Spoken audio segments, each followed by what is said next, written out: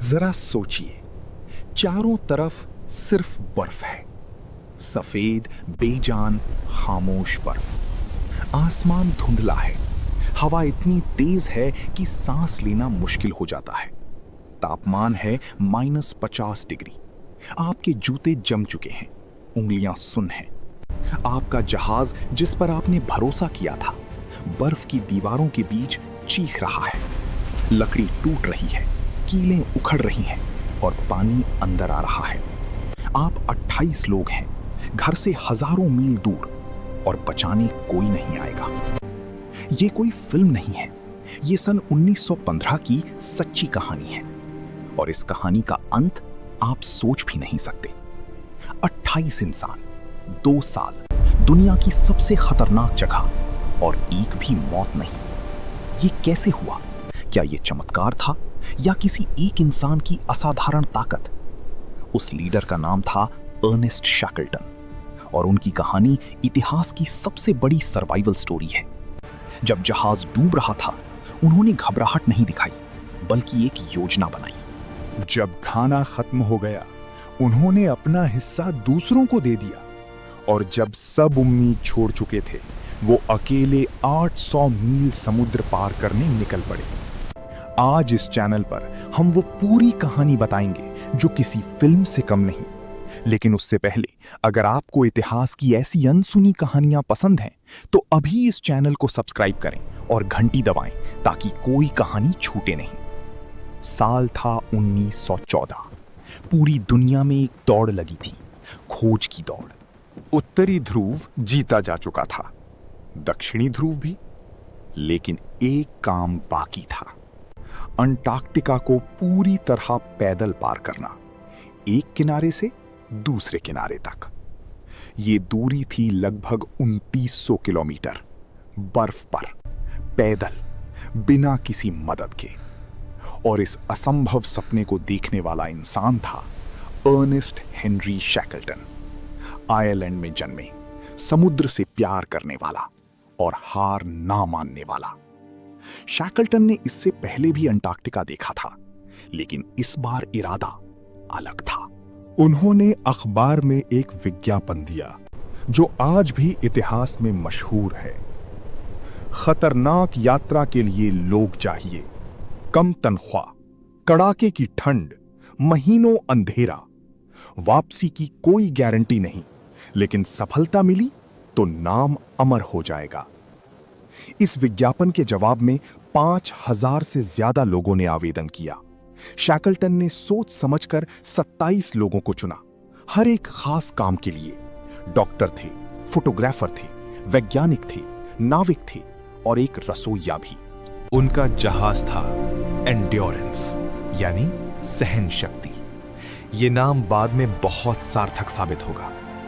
अगस्त 1914 में endurance London से रवाना हुआ। सबके चेहरों पर उत्साह था।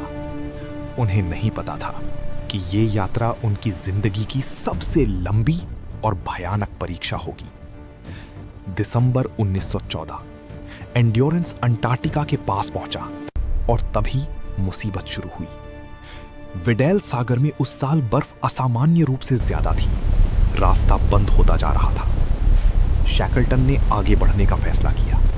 जहाज धीरे धीरे बर्फ के बीच रास्ता बनाता रहा। लेकिन जनवरी 1915 में वो हुआ जिसका डर था। जहाज बर्फ में फंस गया। चारों तरफ से बर्फ ने घेर लिया। इंजन चलाया, लेकिन जहाज 1 इंच नहीं हिला। वो इंतजार करने लगे, शायद बर्फ पिघले, शायद रास्ता खुले। लेकिन ऐसा नहीं हुआ। हफ्ते बीते, महीने बीते। एंड्योरेंस बर्फ में जमता चला गया। वो अब जहाज नहीं था, वो बर्फ का एक हिस्सा बन चुका था, और बर्फ अपने साथ उसे खींचती जा रही थी। शैकल्टन ने एक कठोर फैसला लिया, जहाज को अभी नहीं छोड़ेंगे, यहीं रहेंगे। उन्होंने जहाज को घर बनाया, काम बांटे गए, दिनचर्या तय हुई, हंसी मजाक जारी रहा। शैकल्टन जानते थे, अगर इन लोगों का मनोबल टूटा तो सब खत्म हो जाएगा। रात को वो सबके साथ बैठते, गाने गाते, कहानियां सुनाते, जैसे सब ठीक हो। लेकिन अंदर से शैकल्टन जानते थे, खतरा बढ़ता जा रहा है। अक्टूबर 1915, बर्फ ने दबाव बढ़ाया। जहाज की लकड़ी कराहने लगी। रात को उस कराहट को सुनकर नींद नहीं आती थी, जैसे जहाज दर्द में हो। 27 अक्टूबर 1915, शैकल्टन ने वो आदेश दिया जो उन्हें कभी नहीं देना था। जहाज छोड़ दो। एंड्योरेंस डूब रहा था और अब वापसी का रास्ता भी नहीं था। 28 लोग बर्फ पर खड़े थे। उनके पास था 3 छोटी नावें, कुछ खाना और एक दूसरे लोग। जहाज धीरे धीरे बर्फ में समाता जा रहा था, जैसे जमीन उसे निगल रही हो। 21 नवंबर 1915, एंड्योरेंस पूरी तरह डूब गया, बर्फ के नीचे, हमेशा के लिए। शैकल्टन ने उस पल को अपनी डायरी में लिखा, जहाज गया लेकिन हम नहीं जाएंगे। अब उनके सामने एक ही सवाल था, इस बर्फ से बाहर कैसे निकले। नजदीकी जमीन थी पॉलेट आइलैंड, दूरी थी लगभग 560 किलोमीटर। उन्होंने बर्फ पर पैदल चलना शुरू किया, नावें खींचते हुए, भारी सामान के साथ। एक दिन में वो सिर्फ 1.5 किलोमीटर चल पाते, ठंड, थकान और बर्फ के दलदल के कारण। 2 हफ्ते बाद शैकल्टन ने फिर कठोर फैसला लिया, चलना बंद करो, यहीं रुको। उन्होंने बर्फ पर तंबू लगाए और इंतजार करने लगे बर्फ के पिघलने का। ये इंतजार महीनों चला, बर्फ पर, माइनस तापमान में, सीमित खाने के साथ। खाने के लिए उन्होंने पेंगुइन और सील का शिकार किया, कच्चा भी खाया कभी कभी। पानी के लिए बर्फ पिघलाते, ईंधन बचाने के लिए कम पकाते, हर चीज हिसाब से। लेकिन सबसे बड़ी लड़ाई थी मन की उम्मीद को जिंदा रखना। शैकल्टन हर रात सबसे मिलते, हर किसी का हाल पूछते, कमजोर को सहारा देते। एक बार एक साथी ने कहा, सर, मुझे नहीं लगता हम बचेंगे। शैकल्टन ने उसके कंधे पर हाथ रखा और कहा, तुम बचोगे, मैं वादा करता हूं। ये वादा निभाना, यही शैकल्टन की असली परीक्षा थी। अप्रैल 1916, बर्फ टूटने लगी। वो पल आ गया जिसका इंतजार था। तीनों नावें पानी में उतारी गईं। नाम थे James Caird, Dudley Docker, Stancomb Wills. 28 लोग 3 छोटी नावों में बैठे और उस बर्फीले समुद्र में निकल पड़े। वेडेल सागर दुनिया के सबसे खतरनाक समुद्रों में से एक है, लहरें पहाड़ जैसी। नावें इतनी छोटी थीं कि हर लहर उन्हें पलटा सकती थी। हर पल मौत का डर।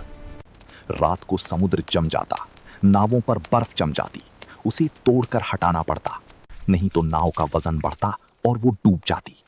ये काम रात भर चलता। 7 दिन 7 रातें बिना ठीक से सोए, बिना गर्म खाने की, उस भयानक समुद्र में। 15 अप्रैल 1916, एलिफेंट आइलैंड दिखा। जमीन, असली जमीन। 497 दिनों में पहली बार उनके पैर जमीन पर पड़े। कुछ लोग रोने लगे, कुछ ने जमीन को चूमा, कुछ बस बैठ गए, जैसे विश्वास ही नहीं हो रहा था। लेकिन शैकल्टन का दिमाग पहले से आगे सोच रहा था। ये जगह सुरक्षित नहीं थी।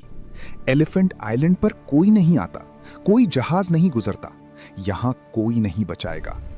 नजदीकी मानव बस्ती थी साउथ जॉर्जिया आइलैंड, जिसकी दूरी थी 1300 किलोमीटर। बीच में था ड्रेक पैसेज, दुनिया का सबसे तूफानी और खतरनाक समुद्री रास्ता। शैकल्टन ने फैसला किया वो खुद जाएंगे, 5 लोगों के साथ, उस तूफान को पार करके। 24 अप्रैल 1916, शैकल्टन 5 साथियों के साथ जेम्स कैड नाव में बैठे। 22 साथियों को एलिफेंट आइलैंड पर छोड़ा। उन्हें नाव उल्टा कर उसके नीचे रहना था। शैकल्टन ने कहा, मैं वापस आऊंगा, और नाव समुद्र में उतर गई। वो नाव थी महज 22 फुट लंबी और समुद्र था अनंत, क्रोधित, बेरहम। पहले ही दिन से तूफान आ गया। लहरें 15-20 मीटर ऊंची, नाव खिलौने जैसी। नेविगेटर था फ्रैंक वर्सली, जो सूरज और तारों से रास्ता देखता था। बादलों में वो भी नहीं दिखते थे। 16 दिन ड्रेक पैसेज में, हर पल जीने और मरने के बीच। एक रात शैकल्टन ने पीछे देखा, एक सफेद लकीर दिखी। उन्होंने सोचा बादल है, लेकिन वो बादल नहीं था, वो एक विशाल लहर थी, इतिहास की सबसे बड़ी लहरों में से एक। पकड़ो, शैकल्टन चिल्लाया। लहर ने नाव को उठाया, पलटने ही वाली थी, लेकिन किसी तरह वो बची। पानी से भरी, लेकिन बच गई। 10 मई 1916 साउथ जॉर्जिया आइलैंड दिखा, लेकिन तूफान इतना तेज था कि उतरना नामुमकिन।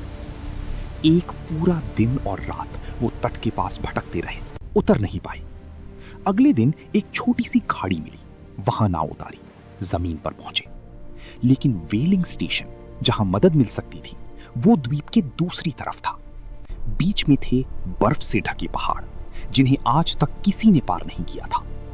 36 घंटे बिना सोए, बिना सही उपकरण के 3 लोगों ने वो पहाड़ पार किए।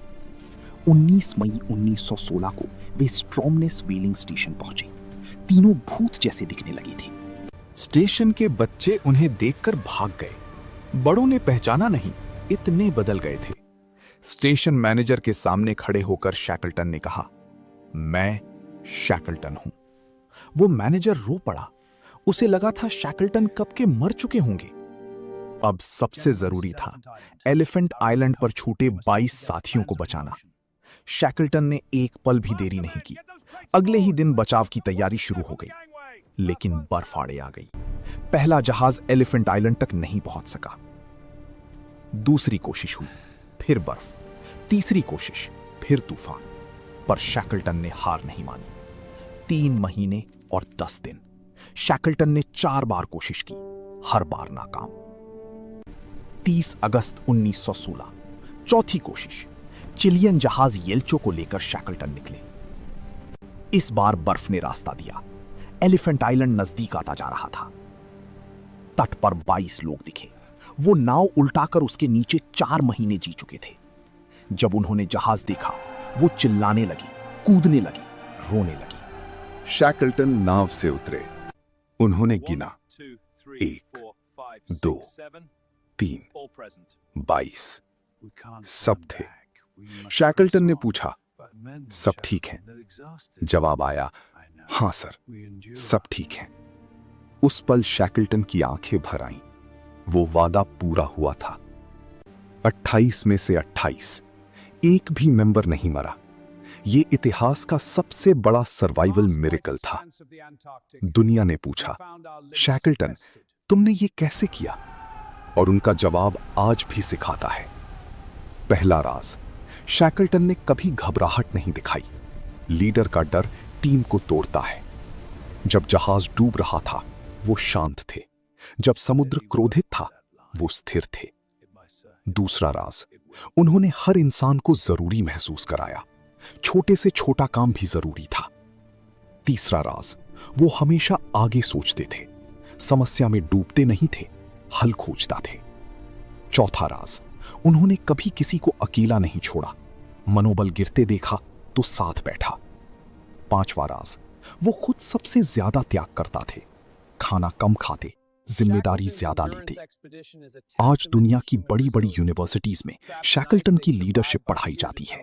Harvard business school, MIT, Oxford, सब उन्हें एक आदर्श लीडर मानते हैं, क्योंकि उन्होंने साबित किया, असली लीडर वो नहीं जो जीत दिलाए, बल्कि असली लीडर वो है जो साथ ना छोड़े। 2022 में एक खोज हुई, समुद्र की गहराई में 3008 मीटर नीचे, जिसमें एंड्योरेंस मिला। 107 साल बाद, बिल्कुल साबुत, जैसे कल ही डूबा हो। बर्फीले पानी ने उसे सुरक्षित रखा। जहाज के नाम की तख्ती आज भी साफ पढ़ी जा सकती है। एंड्योरेंस, सहन शक्ति, धैर्य, हार ना मानना, यही वो शब्द है जो शैकल्टन की पूरी जिंदगी को बयान करता है। अर्नेस्ट शैकल्टन 1922 में साउथ जॉर्जिया वापस गए एक और यात्रा के लिए। वहीं उन्हें दिल का दौरा पड़ा। उन्हें वहीं दफनाया गया, उसी जमीन पर जो उन्होंने जीती थी। लेकिन उनकी कहानी अमर है।